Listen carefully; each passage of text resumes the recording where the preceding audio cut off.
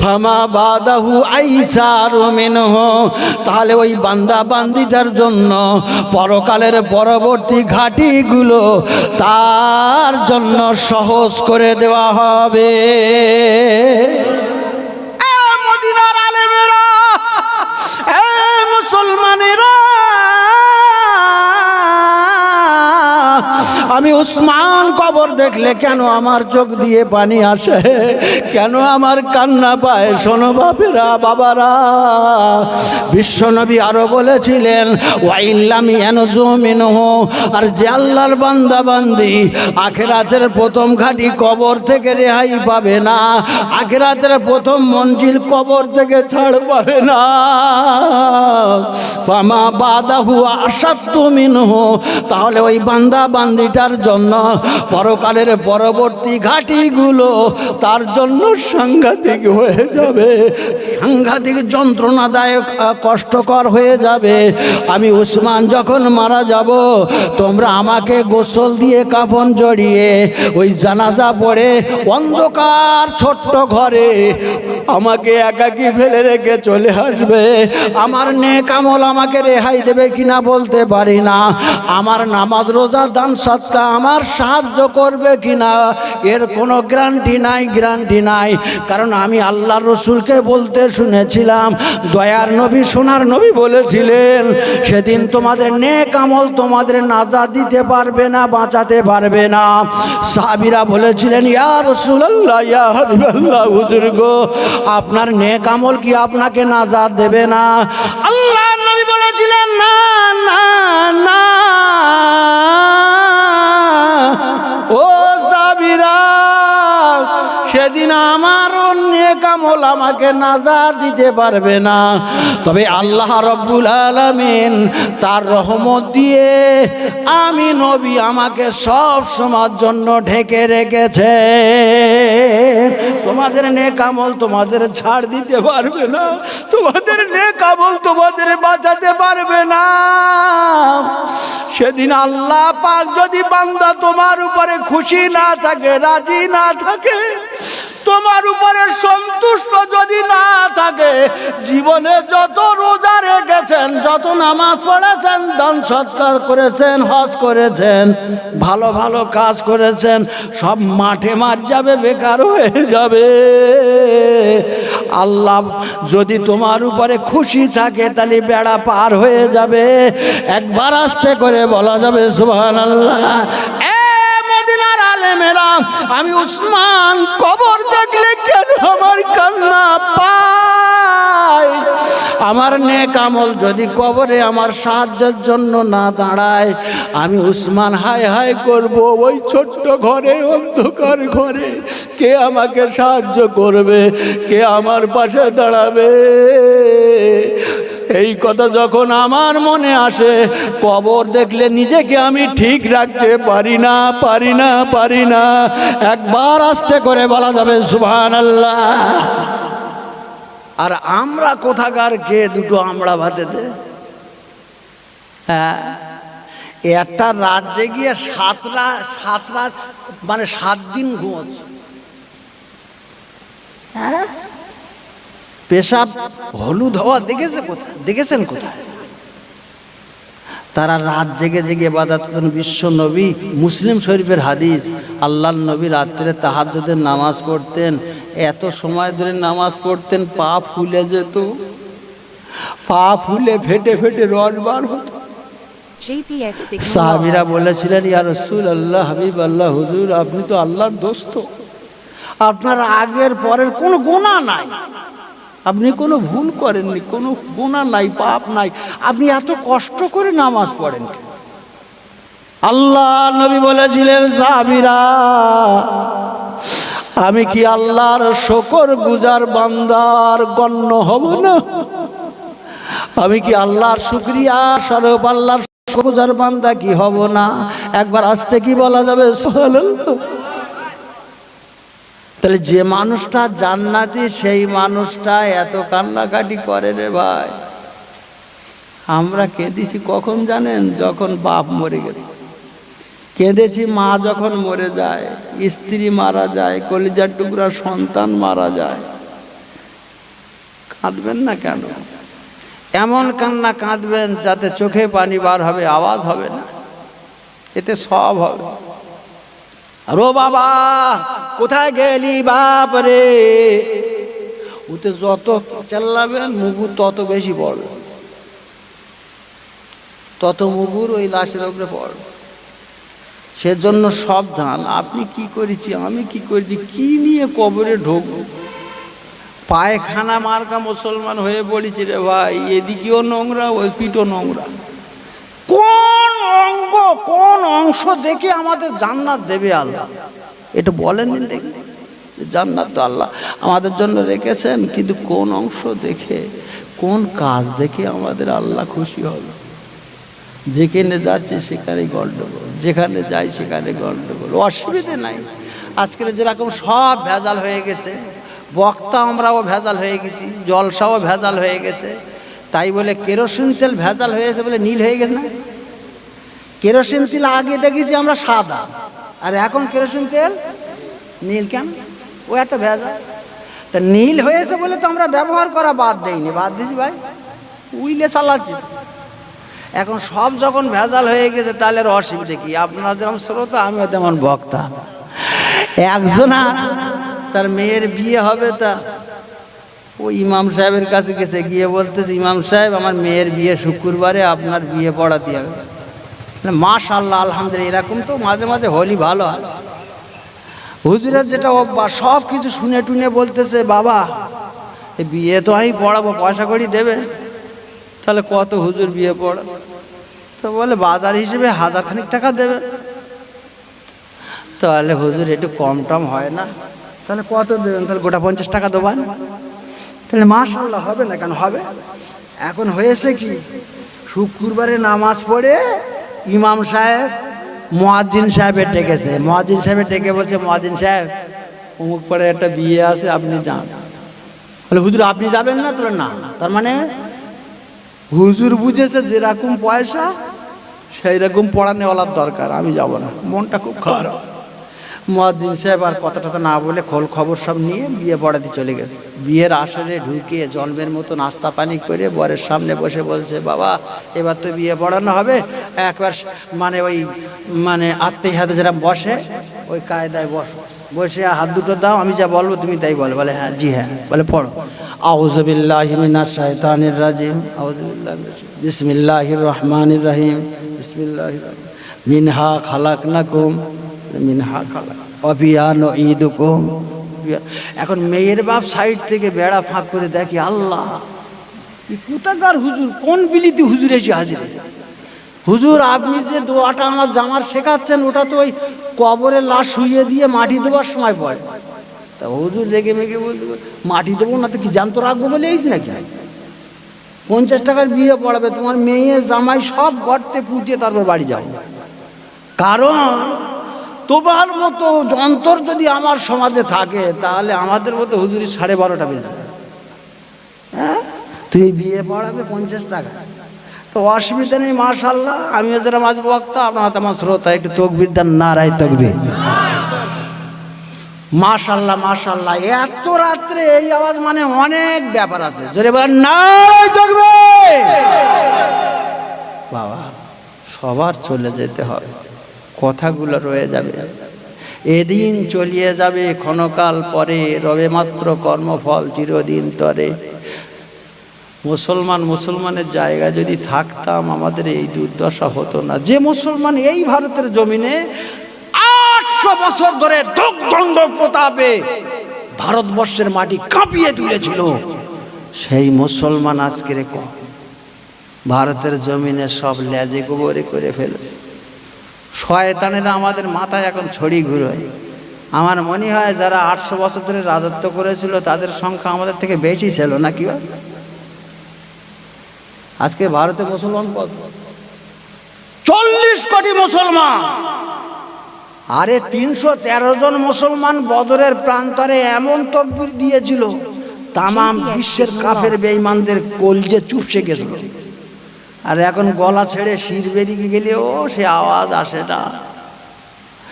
মুসলমানের জায়গায় নাই, বেঈমানদের কাতারে দাঁড়িয়েছি ভাই। সভ্য সমাজেদের নেই কোনো ঠাঁই, না ইল্লাল্লাজি না উল্লাল্লাজি, এই ধরনের জগা খিচড়ি মার্কা মুসলমান আমরা হয়ে পড়েছি। আমাদের আল্লাহ কিভাবে? দিল্লীশ্বর জগদীশ্বর এককালে নাম ধরলি তোরা। এই লেখাটা কার? আমার দাদা হুজুর কেবলার এক খলিফা, ফুলবাড়ি শুয়ে আছে না, কি নাম? ইয়াদ আলী মাওলানা ইয়াদ আলী রহমতুল্লাহ আলাইহি, আমার নানাজি হয়, আমার ছোট মার আব্বা লিখেছেন। দিল্লীশ্বর জগদীশ্বর এককালে নাম ধরলি তোরা, সেই মুসলমান সর্বজাতির হয়ে গেছিস পায়ে ধরা। বলতে গেলে এসব কথা প্রাণ ফেটে হয় চৌচিরা। ও মুসলমান আর কতকাল নিদ্রায় হবি মাতুয়ারা। ওঠ না জেগে পূর্ণ বেগে দেখুক আবার এই ধরা। যেসব জাতি নিম্ন শিরে করত তোদের বন্দনা, বিদ্যের বলে তারাই এখন তোদের সালাম নিচ্ছে না। বিদ্যের বলে ঘোড়াগুলো চলেছে সব যুদ্ধেতে, বিদ্যের বলে জাহাজগুলো চলেছে সব শূন্যেতে। আমরা কি ভাই জন্মবধি পড়ে থাকবো নিম্নেতে? চেষ্টা করো নিশ্চয় মোরা পাবো আসন উচ্চেতে। জোরে বলুন ইনশাআল্লাহ। চেষ্টা আমাদের থাকবে। এক রাত জাগতে গেলে 7 দিন ঘুমোতে হয়। হ্যাঁ, আমরা আল্লাহর ইবাদত করব এমন ভাবে যে ইবাদত ইহকাল পরকাল দুকালটা নাজাতের একটা ওসিলা হবে। তাই পীর সাহেব হুজুর বলছিলেন আমার আগে, ভাই সাহেব হুজুর বলছিলেন যে মানে রুকু করবে সুবহানাল্লাহ সুবহানাল্লাহ, দাঁড়িয়ে থাকবে কিরাত পড়ার দরকার নেই সুবহানাল্লাহ সুবহানাল্লাহ, সেজদায় গিয়ে সুবহানাল্লাহ সুবহানাল্লাহ, ওযু করবে নিয়ত জানো না সুবহানাল্লাহ সুবহানাল্লাহ, মুখে পানি দেবে সুবহানাল্লাহ সুবহানাল্লাহ। এটা কোথায় আছে? দলিল ছাড়া তো ওগুলো কথা বলিনি, হুজুর এমনি কথা বলে। মাওলানা আশরাফ আলী থানভী রহমাতুল্লাহ আলাইহির লেখা বেহেশতে জোহরের 2য় খণ্ডের 112 পৃষ্ঠা লেখা আছে, লিখেলাম দেখে নেবেন। এই ফতোয়া লেখা আছে। হ্যাঁ, বেহেশতে জোহরের 2য় খণ্ডের 112 পৃষ্ঠা দেখবেন। যদি কেউ না জানে সূরা কেরাত, তাহলে সে এইভাবে করে নামাজ শুরু করবে। তবু তো এত ছাড় দেওয়ার পরেও তো গাঁজাখোর মদখোর বেড়ে যাচ্ছে। তার মানে এরা বোঝে না। ওই বাংলাদেশের এক কবি লিখেছেন, নগদ যা পাও হাত পেতে নাও, বাকির খাতা শূন্য থাক। তারপর লাইনটা ভুলে গেছি। আমি বলি কোন জানুয়ারি লিখেছে? হ্যাঁ, নগদ যা পাও হাত পেতে নাও, বাকির খাতা শূন্য থাক। এরা এমন নাস্তিক যে টাটকা সুখ ছাড়া এরা কিছু বোঝে না। মরার পরে যে আমাদের একটা জীবন তৈরি হবে, সেই জীবনটা হচ্ছে অনন্ত জীবন। এটা তো আমাদের পরীক্ষায় আল্লাহ পাঠিয়েছে, পরীক্ষা করার জন্য। ও ভাই, কবরে আযাব হবে, কবরে আযাব হবে। কবর থেকে আমরা রেহাই পাবো না, ছাড় পাবো না। 2 দিন পরে তো সব আপনি দেখতে পাবেন। এখন হয়তো বাসি লাগবে, হ্যাঁ, কিন্তু একদিন তো আসতেছে সামনে। ওই নতুন কাপড় আর ওই খাটিয়ায় উঠতে হবে। এমনি কি আর খাটে উঠবে? আল্লাহ বলে, এই তোর অনেক সময় দিয়ে যান না, চলে সেখানে কি দেখো, কিছুই তো নাই। আর কোনো আমলও করে যেতে পারিনি। মুগুর ফেরেশতারা বলে, এই মুগুর মারা শুরু কর। আর সে ফেরেশতা হাদিস শরীফে আছে, শুনতেও পায় না, আর কোন আওয়াজ মানে কথাও বলে না, শুধু আল্লাহর হুকুম ছাড়া সে কিছু কাজ করে না। একদম লোহার মুগুর, হাদিস শরীফে আছে লোহার মুগুর দ্বারা প্রহার করা হবে। তাই বলছি ভাই, কিছু কাজ করে যাই, আমাদের জন্য ছাড় আছে। যদি বলেন ছাড় কে রাখবো, আমাদের ছাড় আছে। তিরমিজি শরীফের 2য় খণ্ডের আরবি টু আরবি শুধু 77-78 পৃষ্ঠায় পাবেন। ওই হাদিসটা মিশকাত শরীফের 500 পৃষ্ঠায় পাওয়া যাবে। আল্লাহর নবী বলেছেন, ইন্না আহলুল জান্নাতি শুরুনা ওয়া মিয়াতা সাফিন। হযরত আদম থেকে নিয়ে কিয়ামত পর্যন্ত দুনিয়ায় যত মানুষ এসেছিল, এসেছে, আসবে, সমস্ত মানুষের ভিতরে যারা জান্নাতি হবে বলে নির্বাচিত হবে, মোট জান্নাতীদের কাতার হবে 120 কাতার। কত কাতার? ইশরুনা ওয়া মিয়াতু সাফিন, 120 কাতার।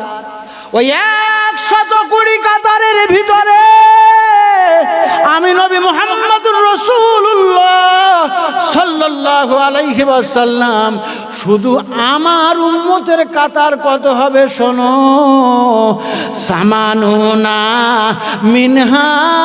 মিনহাজিহিল উম্মাহ। একবার চিল্লে বলা যাবে সুবহানাল্লাহ। 100 কোটি কাতারের ভিতরে উম্মতে মুহাম্মাদির কাতার, শুধু আমার উম্মতের কাতার হবে 80 কাতার। ওয়া আরবাউনা মিন সাইরিল উমাম, আর বাকি 40 কাতার হবে ওই 1,24,000 মতান্তরে 2,24,000 এক কম, সেই নবী আর তার উম্মতদের। এবার প্লাস মাইনাস করবেন, ক্যালকুলেটর করেন বাড়ি গিয়ে। তাহলে আমাদের জন্য ছাড় যদি না থাকতো, আমাদের কাতার 80 কাতার হবে কিভাবে? অন্য নবীর উম্মতদের কাছে যখন ওয়াজ করা হয়েছে, বলে মুসা তুমি তোমার আল্লাহর সাথে ওয়াজ করবে। আপনারা তো বসে ধৈর্য ধরে শোনেন, আমরা শুনি বলি, আর নবীদের টিটকারি করতে হয়। আল্লাহ নবী কত মার খেয়েছেন বলে। আল্লাহ নবী বলেছেন, ক্বালা শাফাআতি লিআহলিল কাবাইর মিন উম্মতি, আমার উম্মতের ভিতরে কবিরা গুনাহকারী উম্মত যারা হবে। কবিরা গুনাহ মানে কি বলেন বলেন? বড় বড় গুনাহ। কবিরা গুনাহ হলো বড় বড় গুনাহ, যে গুনাহ তওবা না করলে মাফ করা হয় না, আল্লাহ পাক ক্ষমা করেন না তওবা ছাড়া। এমন কবিরা গুনাহকারী উম্মত যারা হবে, তারাও আমার শাফাআত থেকে বঞ্চিত হবে না, হবে না, হবে না। অবশেষে আমার উম্মতের কবিরা গুনাহকারী আমার শাফাআত লাভে নাজাত পেয়ে যাবে।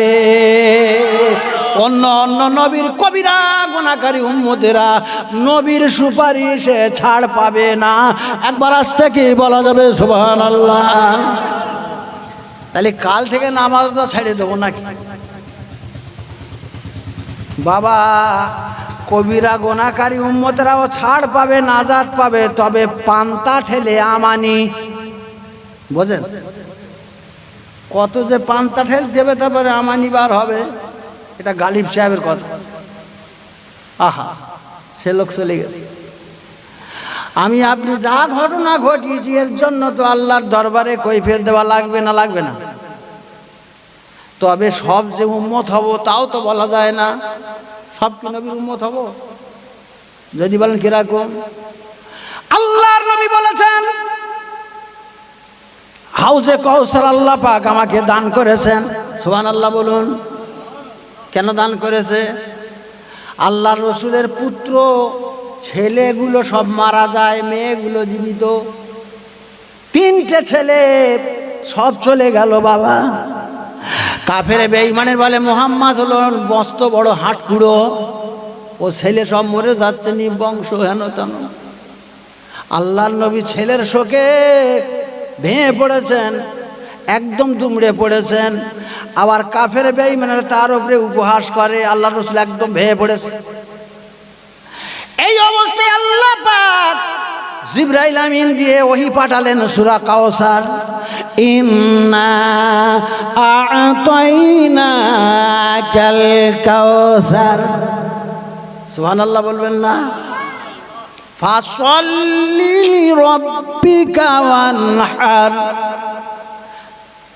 ইন্না আ'তাইনাকাল কাউসার, নিশ্চয় আল্লাহ পাক আপনাকে কাল কাউসার দান করেছে। ফাসাল্লি, সুতরাং আপনি নামাজ পড়ুন, লিরাব্বিকা, আপনার প্রতিপালকের নামে, ওয়ানহার, এবং কোরবানি করুন। তাহলে আমাদের উপরে কোরবানি ফরজ না ওয়াজিব? কোরবানি করা এখনো আমরা বুঝিনি। কেউ বলতে ফরজ, কেউ বলতে ওয়াজিব।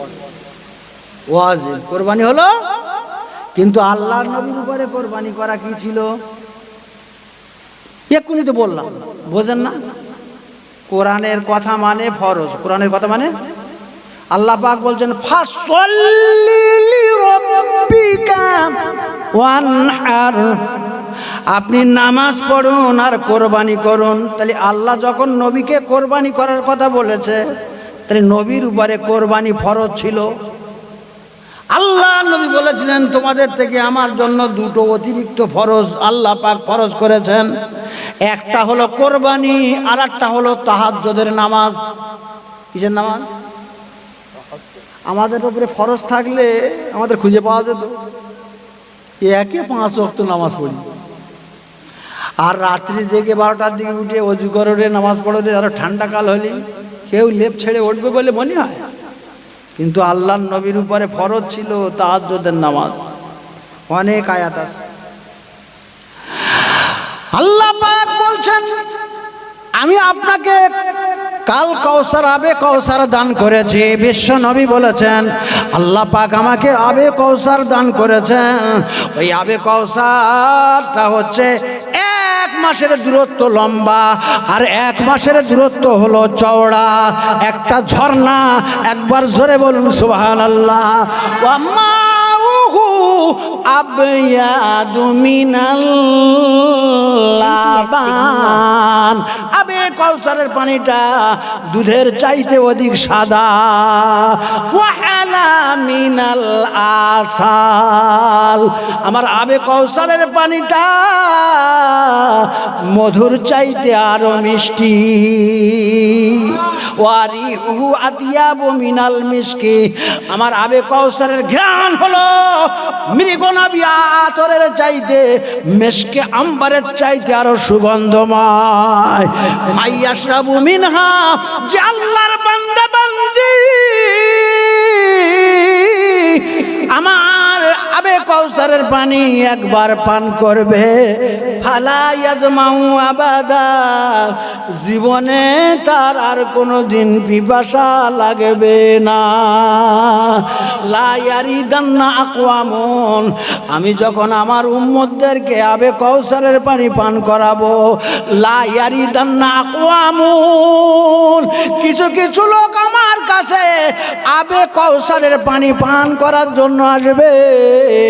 ইয়ারিফুনানি ওয়া ইয়ারিফুহুম, তারা আমাকে চিনতে পারবে, আমি তাদের চিনতে পারবো। সবাই যদি না শুনে আমি আর বলবো না, বক্তা যদি এসে তাকে ডেকে দেন, আমি আর পারতেছি না। বড় বীর বলে আমি সিন্নি নাই খাবো, বরপন গাজি এসে বলে পিছনে ঠেসে দেবো, সেই রকম তো নয়। লা ইয়ারিদান্না আকওয়ামুন, আল্লাহর নবী বলছেন আবে কাউসারের পানি পান করার জন্য আমার কাছে কিছু লোক আসবে। ইয়ারিফুহুম, তারা আমাকে চিনতে পারবে। ওয়া ইয়ারিফুনানি, আমিও তাদের চিনতে পারবো। সুম্মা ইউহালু বাইনি ওয়া বাইনাহুম, হঠাৎ দেখা যাবে আমার আর তার মাঝখানে একটা দেওয়াল তুলে দেওয়া হবে। কি অবস্থা বলো, কথা বুঝেন? তারা আবে কাউসারের পানি পান করার জন্য আমার কাছে আসবে, আমি যখন পানি পান করাতে যাব, হঠাৎ আল্লাহর ফেরেশতারা আমার আর তাদের মাঝখানে একটা পর্দা টাঙিয়ে দেবে। কি ব্যাপার? ফাকুলু ইন্নাহুম মিন্নি, আমি তখন আল্লাহর ফেরেশতাদের বলবো, ও আল্লাহর ফেরেশতারা, ও আল্লাহর মালাইকারা, এরা হলো আমার উম্মত, এরা হলো আমার উম্মত। আমার থেকে কেন আড়াল করে দিচ্ছেন? আমার থেকে কেন এদেরকে পৃথক করে দিচ্ছেন? ওই উঠে যাওয়ার লোক যারা উঠে যাচ্ছে, কেন এদেরকে আড়াল করে দিচ্ছেন? আল্লাহর ফেরেশতারা বলবেন, ইয়া রাসূলুল্লাহ, ইয়া হাবিবাল্লাহ, হুজুর গো, আপনি যখন দুনিয়ায় ছিলেন না, এই সব হতভাগারা এই উঠে যাওয়া মার্কা কিছু কিছু কিছু নতুন নতুন ফতোয়া বার করেছিল, নতুন মশলা বার করেছিল। আল্লাহর নবী এই কথা শুনে বলবেন, সুকান সুকান লিগাইরাবাদি, আমার অবর্তমানে যারা নতুন নতুন ফতোয়া বার করেছিল, নতুন নতুন মশলা বার করেছিল, ওরা আমার সামনে থেকে দূর হয়ে যাক, দূর হয়ে যাক, দূর হয়ে যাক। তাদের সঙ্গে আমি মুহাম্মাদুর রাসূলুল্লাহ সাল্লাল্লাহু আলাইহি ওয়াসাল্লাম আমার কোনো সম্পর্ক নাই, সম্পর্ক নাই। তাহলে এবারে বলছেন সব উম্মত হব কি না? কথা বলেন, সবাই যে উম্মত হবো তা তো। আমরা কোথাকার কে দুটো আমরা ভাতে কোথায় আছি? নবীর মহব্বতে সালাম পড়তে গেলে বলে চলবে না, ও শিরক। তার মানে এরা জানে মরা গরু ঘাস খায় না। মরা গরু ঘাস খায়? নবী মরে গেছে। হ্যাঁ, আল্লাহর নবী বলেছেন ওমান সাল্লা আলা নাইয়ান উবলিগতুহু, যে আল্লাহর বান্দা বান্দি আমি নবী মুহাম্মদুর রাসূলুল্লাহ সাল্লাল্লাহু আলাইহি ওয়াসাল্লাম আমার উপরে দরুদ ও সালাম পাঠ করে, আল্লাহর ফেরেশতারা আমার কাছে দরুদ ও সালামের নজরানা পৌঁছে দেয়। একবার আস্তে করে বলা যাবে সুবহানাল্লাহ। অমুক উম্মত, অমুক উম্মতের বেটা, অমুক উম্মত আপনার নামে আজ সালাম পড়েছে। আর এরা বলে সালাম পড়া চলবে না, কবর জিয়ারত করা চলবে না, কদম বুঝি চলবে না। নতুন ফতোয়া না? বাপ দাদারা সব দিকে আছে, এখন নতুন নতুন ফতোয়া। ধরা তো খাইনি, জানবোটাই। অসুবিধা হচ্ছে আপনাদের?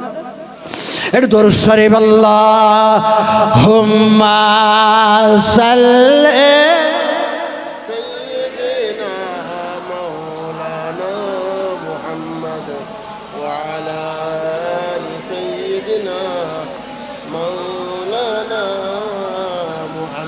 দুঃখের দিনের দরদি মার নবী কমলিওয়ালা,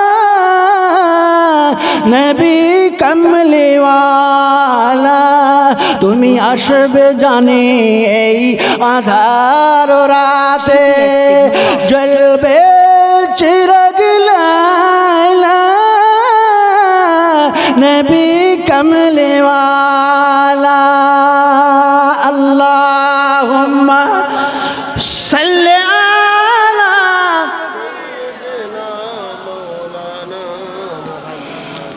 ওয়া আলা আলি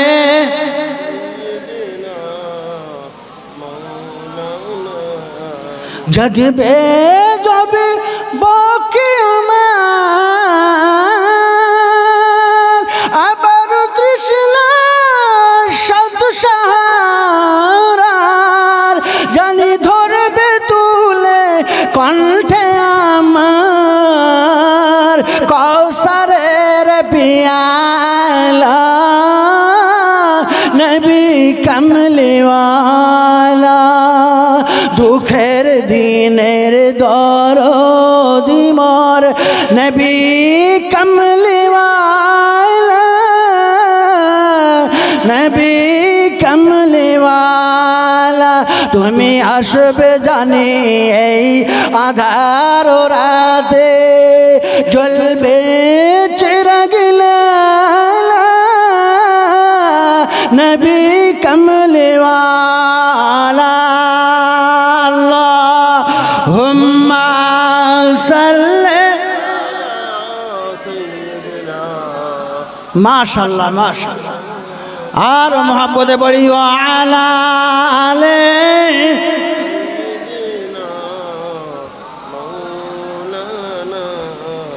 মাঝ দরিয়ায় উঠলে তুফান, তাই না আমি ডরি, জানি আমায় কুলে নিবে তোমার শাফাতের তরি।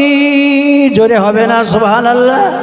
মাঝ দরিয়ায় উঠলে তুফান, তাই না আমি ডরি, জানি আমায় কুলে নিবে তোমার শাফাতের তরি। তোমার বেগম নয়ন জানি করবে আমার নিগহবানি, জানি রঙবে দুশার দিল গুলি মোর তোমার আখিরে আলা, নবী কমলিওয়ালা। কার লেখা বলেন? এই গজলটার লেখক কে জানেন? আমাদের বিদ্রোহী কবি কাজী নজরুল ইসলামের। কার লেখা? কাজী নজরুল। আহারে, ঢাকায় প্রোগ্রাম সেরে আপনাদের দোয়ায় বাংলাদেশে 64টা জেলার ভিতরে 39টা জেলায় আল্লাহ ঘোরাচ্ছেন। তো ঢাকার প্রোগ্রাম সেরে আমি বললাম আমাদের বিদ্রোহী কবির কবরটা একটু দেখতে চাই। ওরা গাড়িতে করে আমাকে নিয়ে গেলাম ঢাকা জাহাঙ্গীরনগর বিশ্ববিদ্যালয়, ঢাকা ইউনিভার্সিটি ছাত্র নিবাসের পাশে দেখলাম একটা মাজার, শ্বেত পাথর দিয়ে বাঁধানো। আমি বললাম এ কবরটা কার? বলে আপনি জানেন? ইনিও আপনাদের দেশের লোক। বলি ইনি কে? ইনি হচ্ছেন 21টা ভাষায় MA পাশ করেছিলেন ডক্টর শহীদুল্লাহ সাহেব, আমার দাদা হুজুর পীর কিবলার খলিফা। জোরে বলুন সুবহানাল্লাহ। আহারে, 21টা ভাষায় অনার্গল কথা বলতে পারতেন। জার্মানে যান ডক্টর শহীদুল্লাহ সাহেবকে পাবেন, জাপানে যান ডক্টর শহীদুল্লাহ সাহেবের নাম পাবেন, আমেরিকায় যান ডক্টর শহীদুল্লাহ সাহেবের নাম পাবেন, ব্রিটেনে যান ডক্টর শহীদুল্লাহ সাহেবের নাম পাবেন, রাশিয়ায় যান ডক্টর শহীদুল্লাহ সাহেবের নাম পাবেন, চায়নায় যান ডক্টর শহীদুল্লাহ সাহেবের নাম পাবেন। এত বড় একটা মহাতাপস, মহাবীর, মহাতাপস, মহাসাধক আমাদের বাড়ির পাশে জন্ম। এই উত্তর 24 পরগনায় হাড়োয়া থানার অন্তর্গত পিয়ারা গ্রাম। কি গ্রাম? পিয়ারা গ্রাম। ডক্টর শহীদুল্লাহ সাহেবের মাজারটা জিয়ারাত করার পরে ওরা আমাকে নিয়ে গেল একটা পার্ক পার হয়ে কিছুটা সামনে, দেখলাম একটা মসজিদ। মাগরিবের ওয়াক্ত হয়ে গেছে, মাগরিবের নামাজ পড়তে গেলাম মসজিদে। ওরা বললো এই মসজিদটা হচ্ছে লাল মসজিদ। তা মসজিদে নামাজ পড়লাম, দেখলাম শত শত যুবক ছেলে, বুড়ো হারা কারোর দেখি রে, শুধু যুবকরা। আমি অবাক হয়ে গেলাম যে এত যুবক ছিল কোথায়। বলে হুজুর আপনি যা দেখতেছেন এগুলো সব এই ঢাকা ইউনিভার্সিটির ছেলে। সব জামাতে নামাজ পড়ার পরে মসজিদ থেকে বার হয়েছি, হঠাৎ দেখলাম 10-15 বিঘে একটা রেলিং দিয়ে ঘেরা ফুলের বাগান। আমাকে বলল আপনি যে জন্য এসেছেন সেই আমাদের জাতীয় কবি, আপনাদের বিদ্রোহী কবি নজরুলের কবর। তা আমি গেলাম, গেট তো বন্ধ হয়ে গেছে। ওরা বলল যে ইন্ডিয়া থেকে আমাদের এক মেহমান আসেন, যদি দয়া করে গেটটা খুলে দেন। তা বলার সাথে সাথে সত্যি আমার জন্য গেটটা খুলে দিল। ভিতরে গেলাম, চতুর্দিকে ফুলের বাগান, ভাই মাঝখানে শুয়ে আছে কাজী নজরুল ইসলাম শুয়ে আছেন। লাল আর সাদা পাথর চতুর্দিকে বাঁধানো, মাঝখানে মাটি আছে। আমি দেখলাম, আমার চোখ দিয়ে পানি আসার মতো উপক্রম হয়ে গেল। যে মানুষটা শ্যামা সঙ্গীত গেয়েছে, যে মানুষটা পল্লী গীতি গেয়েছে, যে মানুষটা গান লিখেছে কত, সেই মানুষটা আছে ঢাকা কলিজার উপরে শাহী কবরস্থানে স্থান পায় কিভাবে? আল্লাহ হয়তো তার একটা দোয়া কবুল করেছিলেন, না তো এই জায়গায় শুইতে পারে কি? মসজিদের পাশে আমার কবর দিও ভাই, মসজিদের পাশে আমার কবর দিও ভাই, যেন গড়ে থেকে মুয়াজ্জিনের আযান শুনতে পাই, মসজিদের পাশে আমার। জোরে হবে না? চোখ দিয়ে পানি এসে গেল। ইস, সেই মানুষটা সত্যি মসজিদের উত্তর পাশে শুয়ে আছে। কি বিশাল মসজিদ! এরা বিদ্রোহী কবি আমাদের চোখে, আমার আপনার চোখে। হ্যাঁ, আর খান্ত বুড়ির দিদি শাশুড়ির এক বোন থাকে কাল নাই, শাড়িগুলো তারা উনানে বিছায়, হাড়িগুলো রাখে আলনায়। এরা নাকি সব বিশ্বকবি। দুটো কবিতা কি একরকম হলো? দুটো কবির রচনা আমি বলি। কি লেখা! নজরুলের একটা লাইন লেখার ক্ষমতা আছে। কি সুন্দর কথা! আমারে গোরের পাশ দিয়ে ভাই নামাজিরা যাবে, পবিত্র সেই পায়ের ধ্বনি এ বান্দা শুনতে পাবে। গোরা যাব থেকে এ গুনাহগার, গোরা যাব থেকে এ গুনাহগার পাইবে রেহাই। মসজিদেরই পাশে আমার কবর দিও ভাই, মসজিদেরই পাশে আমার কবর দিও ভাই। যেন গড়ে থেকেও মুয়াজ্জিনের আযান শুনতে পাই, মসজিদেরই পাশে আমার। জোরে হবে না? বলতে বলতে অন্যদিকে চলে গেলাম। ভাই, প্রত্যেকের মরতে হয়, মরণ কারো ছাড় নাই। এসেছি পরীক্ষাগারে পরীক্ষা দিতে। আপনি ধান পুঁতলেন না আষাঢ় শ্রাবণ ভাদ্র মাসে, আপনি কার্তিক অগ্রহায়ণ মাসে কাস্তে নিয়ে মাঠে গিয়েছেন, লাভ আছে? হ্যাঁ, মরে যখন যেতে হবে। আমরা তো কে? আমার রাসূলুল্লাহ একজন খুব প্রাণপ্রিয় সাহাবা হযরতে সাদ ইবনে মুআজ রাদিয়াল্লাহু তাআলা, কত বড় মহব্বতের সাহাবা। যে সাহাবা সম্পর্কে বিশ্ব নবী বলেছিলেন, হাযাল্লাযী তাহাররাকা লাহুল আরশ। সাদ ইবনে মুআজের ইন্তেকালেতে আমার আল্লাহ পাকের আরশ মুআল্লাটা থরথর করে কেঁপে উঠেছিল। শুধু তাই, অফতিহাত আবওয়াবুস সামা। সাদ বিন মুআজের ইন্তেকালেতে আল্লাহর আসমানের সমস্ত দরজাগুলো খুলে গিয়েছিল। কেন খুলে গিয়েছিল? ওয়াশাহিদাহু সাবউনা আলফাম মিনাল মালাইকা। হযরত সাদ ইবনে মুআজের জানাজার ময়দানে জানাজা নামাজেতে সাবউনা আলফাম মিনাল মালাইকা, ৭০,০০০ ফেরেশতা শরীক হয়েছিলেন। গল্প হাদিস বলছি। লাকাদ দুম্মা দুম্মাতান। তবু সাদ বিন মুআজের কবরটা ছোট হয়ে গিয়েছিল।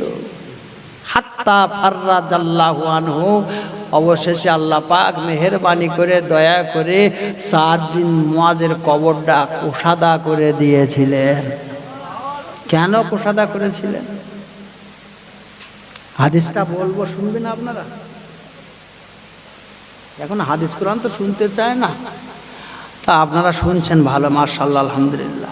ওয়ান জাবির রাদিয়াল্লাহু তাআলা আনহু قال خرجنا مع رسول الله صلى الله عليه وسلم إلى سعد بن معاذ حين توفي فلما صلى عليه رسول الله صلى الله عليه وسلم وأودي في قبره وصب عليه صبح رسول الله صلى الله عليه وسلم فصبحنا طويلا ثم كبر فكبرنا فقيل يا رسول الله لما صبحت ثم كبرتا فقال لقد تداياك على هذا العبد الصالح قبره حتى فرج الله عنه।